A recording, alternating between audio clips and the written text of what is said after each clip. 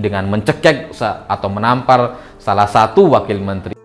Isu Prabowo Subianto menampar dan mencekik wakil menteri saat rapat kabinet dihembuskan oleh pria bernama Alifur Rahman.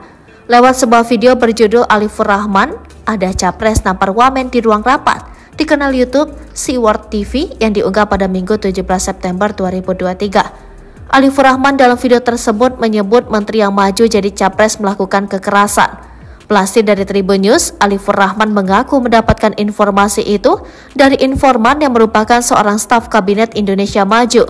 Meski tak menyebut detail nama menteri yang dimaksud, pernyataan Alifur Rahman tersebut merujuk pada sosok Prabowo.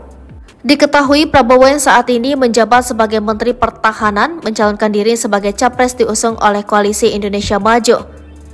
Awalnya cerita ini memang saya dapatkan sekitar minggu lalu atau sekitar 10 hari lalu.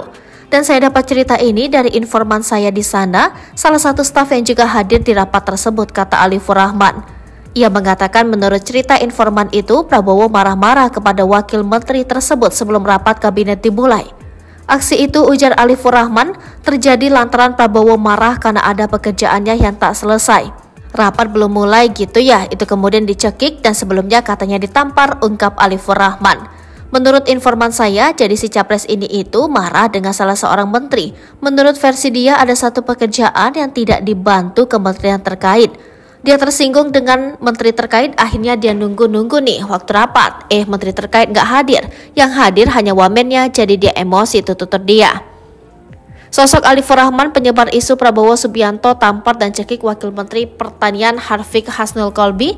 Menurut akun Facebooknya, Alifur Rahman memiliki nama lengkap Alifur Rahman S. Asyari. Ia menuliskan dirinya berasal dari Kabupaten Sumeneb, Madura, Jawa Timur.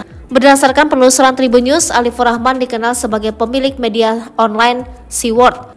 Pada 2017 silam, Alifur Rahman pernah dilaporkan ke Barreskrim Polri oleh PP Muhammadiyah karena konten-kontennya di Seaword dianggap hoax. Situs tersebut kami nilai sebagai salah satu produsen hoax selama ini, kata pimpinan PP Muhammadiyah kala itu Siswanto. Terbukti dari postingan-postingan opini yang dimuat merupakan tulisan yang tidak bisa dipertanggungjawabkan kevalitannya. Lebih bersifat tendensius, menyebar kebencian dan memancing provokasi bernuansa sara, lanjut dia.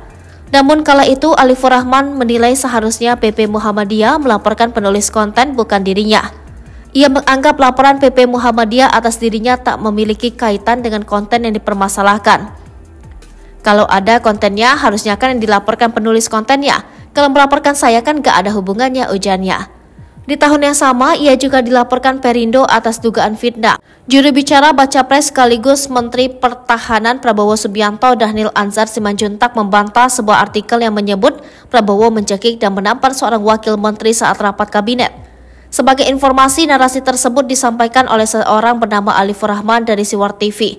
Dhanil menegaskan bahwa informasi tersebut adalah berita bohong atau hoax dan penipuan. Bahkan dirinya menyebut Alifur Rahman telah konsisten menebar informasi hoax tersebut. Hoax dan penipuan, orang ini konsisten menebar hoax dan fitnah. Sesungguhnya siapa dia, kata Dhanil. Namun ketika ditanya kembali terkait pernyataan yang menyebut Alifur Rahman kerap menyebar berita bohong dan apakah akan menempuh jalur hukum, Dhanil belum membalas pertanyaan tersebut.